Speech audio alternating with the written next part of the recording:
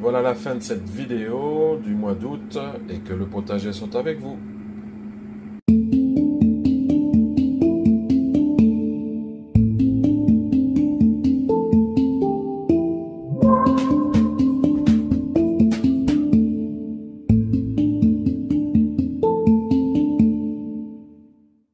Voilà, on est le 13 août, mardi 13 août.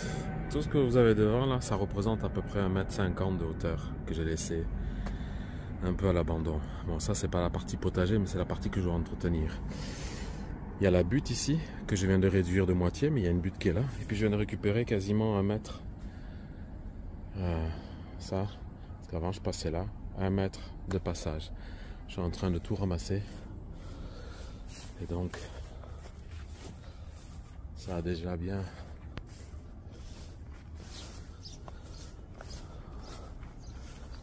Voilà, on le voit mieux. Je suis en train de le faire avec une petite bosse à batterie que Jérôme m'a prêté, un taille haie pour faire la butte et puis pour couper ces ronces qui sont très épais.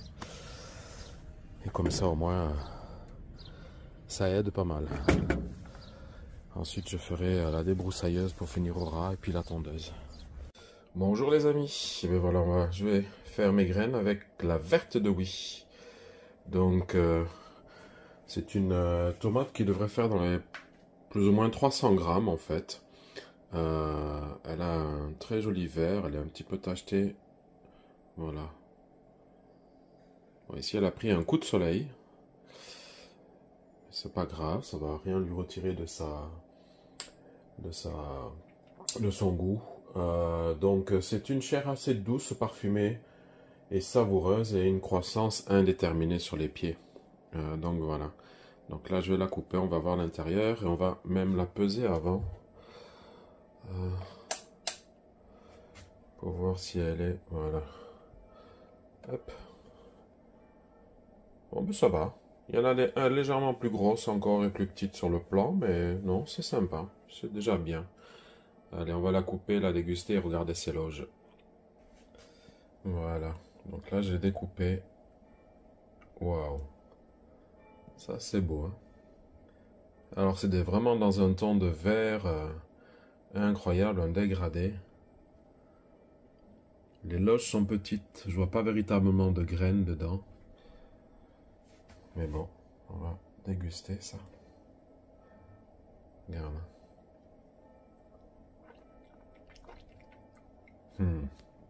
Alors franchement les amis, waouh.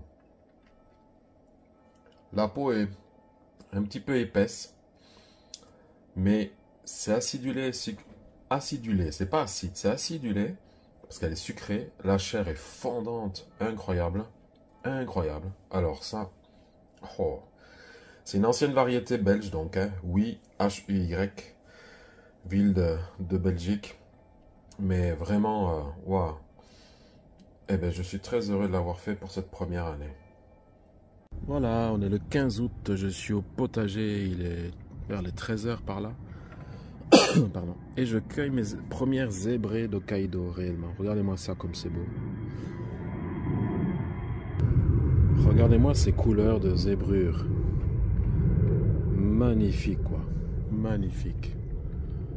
Elles sont, voilà. Hop, on passe sous la forêt. Voilà d'autres là. C'est magnifique.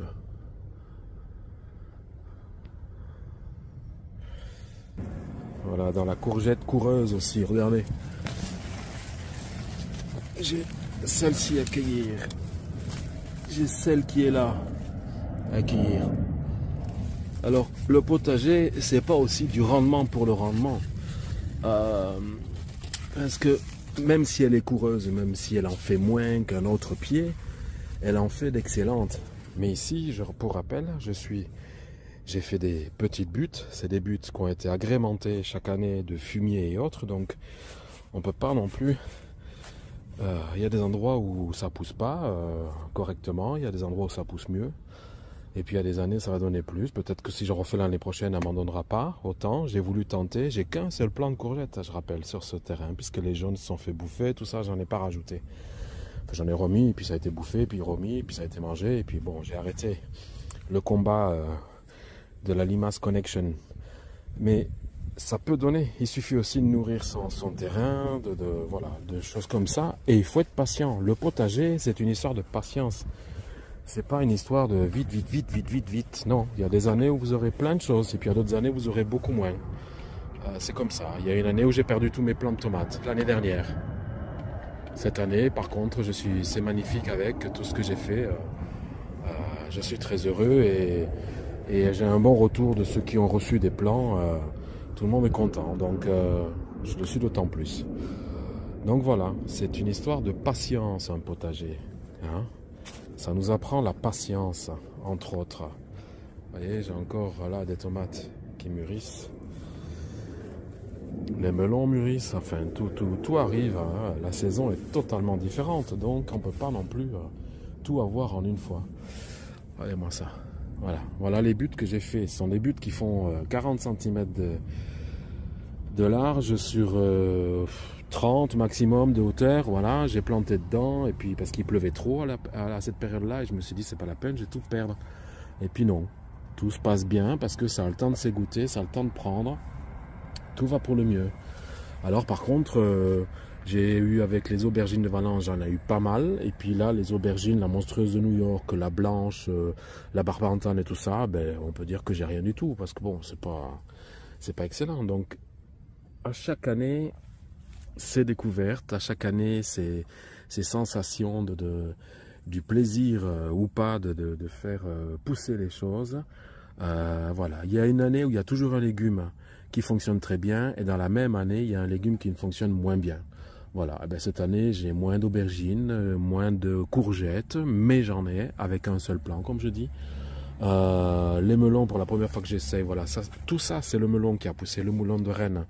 Et alors que dans la serre, il commence seulement à pousser maintenant. Donc, la pastèque commence seulement à pousser maintenant, voilà. Donc, les saisons ne sont pas les mêmes, on doit faire avec, on doit apprendre. Une saison n'étant pas l'autre, l'année prochaine, ce sera peut-être autre chose qui ira mieux et qui ira moins bien pour d'autres. Voilà. Faut faire avec, il faut faire avec. C'est tout est comme ça. C'est pas un coup de gueule, loin de là, mais je me dis, oui, moi aussi, il y a des moments où je suis impatient, je voudrais que tout pousse, je voudrais que tout aille pour le mieux, mais mes grands-parents et mes oncles ne faisaient pas aussi bien, aussi mieux, sauf qu'ils se servaient de la nature, ils y faisaient beaucoup plus attention et on doit réapprendre tout ça. Vraiment. Même avec un petit potager sur une terrasse, même en faisant pousser les choses dans des pots, quand on n'a pas un potager. Moi, ce potager, je ne l'ai que depuis 2 ans, donc je suis heureux. J'apprends, je continue à apprendre par rapport à ce que mes oncles m'ont dit, par rapport à ce que ma grand-mère m'a dit en Bretagne, mes grands-parents, enfin... mes oncles au Pays Basque, et puis les potagistes que je suis sur les chaînes, petites et grosses chaînes, parce que je regarde tout ce qui se passe dans des régions où il fait chaud, comme dans des régions où il fait froid. On sait voir mes abonnements, mais c'est toujours un plaisir d'apprendre, d'avoir des choses en plus de la part d'autres potagistes, même s'ils se trouvent en Sibérie, au Japon, au Canada, en Amérique du Sud, parce que les problèmes sont exactement les mêmes. Alors d'accord, en Amérique du Sud, ils n'ont pas encore la neige du Canada, mais voilà, on a des saisons plus courtes, on a des saisons plus longues parfois. Voilà, j'ai un mauvais départ de saison, et puis maintenant, ça ne fait que... voilà, ça donne. Mais il faut être patient, il faut savoir être patient. J'ai toujours pas buté mes poireaux, comme on voit. Donc le fût est vert, donc il va falloir que je me bouge.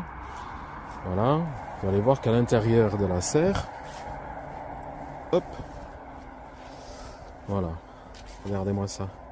Voilà, mon melon là, de Rennes, qui est un melon de Rennes aussi, ben, c'est seulement maintenant qu'il pousse. Donc je l'ai pincé au bout pour qu'il parte dans tous les sens. Donc on va bien voir. Et puis là, par exemple, hop, une toile d'araignée. Voilà, là j'ai une verte de oui aussi qui pousse, voilà. C'est... Et dans la serre, ça mûrit pas si vite. Les taxis jaunes mûrissent bien, c'est vrai. Je ne ferai pas repousser des tomates l'année prochaine dans cette serre, non. Là, pour cet hiver, je vais en faire ma serre d'aromatique. Les pots que j'ai sur la terrasse du paradis, les amener ici pour passer l'hiver, parce que l'année prochaine, normalement, ils refont la terrasse chez moi. Donc voilà, mais c'est toujours une découverte, on apprend aussi. Je vois chez certains dans les serres, ça mûrit tout le temps et tout. Ici, bon voilà, ça mûrit pas si vite que ça, je trouve. Ça grossit, ça grossit, ça grossit, voilà. Faut pas être mécontent non plus pour autant. Et puis j'avais eu l'oïdium, donc l'oïdium est en train de sécher et tout, donc voilà. Mais je suis content parce que tout arrive. Les aubergines, ben, elles arrivent tout doucement, ça fleurit. Ce plan-là fleurit. Allez savoir pourquoi il fleurit maintenant, alors qu'il fait chaud depuis un petit moment. J'avais traité aussi le groseillier ici, mais bon, il est quand même mal en point. Donc je pense qu'avec le péché qui est derrière, il a pris la maladie, donc il va falloir bouger à ça. Cassissier qui est à 1 mètre, lui se porte très bien. J'ai la roquette qui pousse là aussi. Voilà. La patate douce, donc là c'est sur du plat, elle pousse très très bien, qui sera une patate douce de chair orangée comme ça. Et j'ai le même plant qui se trouve sur la butte centrale. Voilà, qui se trouve là. Hop. Et qui pousse très bien aussi sur la butte. Donc on verra bien. Puis voilà, tout ce qui pousse tranquillement, assurément. Non, je suis content. Je suis content. Les potimarrons, voilà, j'ai pas mon japonais, mais mon plant de potiron japonais, la rhubarbe. J'arrête pas d'en couper. C'est pas une plante que j'arrose, hein. Comme je dis, c'est une ancienne chiconière. Il y a tellement du sable dur en roche dessous que ça m'amène à ne pas arroser pour autant. J'arrose la serre, mais j'arrose pas véritablement ici. Ce que j'arrose, les plants en extérieur, ce sont les plants qui tirent la tronche, où les feuilles se sont tellement ratatinées que là je les arrose. Bien qu'il y ait des plants de tomates où les feuilles paraissent toujours ratatinées alors que tout se passe pour le mieux. Allez. Tiens, j'ai aussi mes premières Blush Tiger qui sont en train d'arriver. Petite tomate. Sympa. Là j'en ai encore d'autres variétés, ça ne manque pas du tout.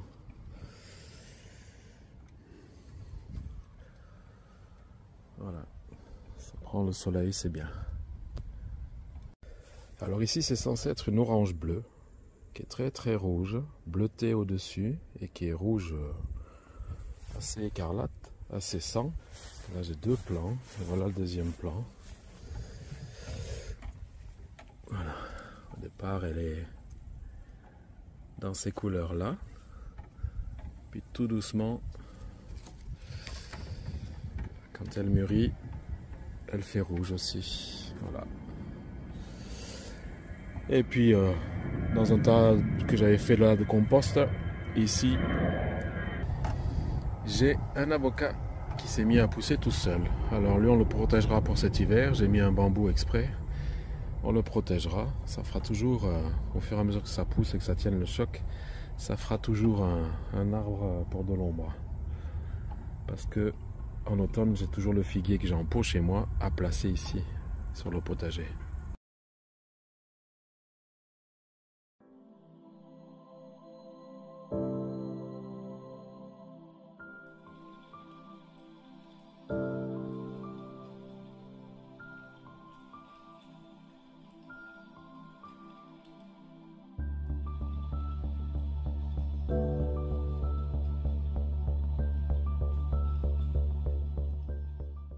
Voilà les amis, dimanche 18 août, je vais faire ma petite récolte.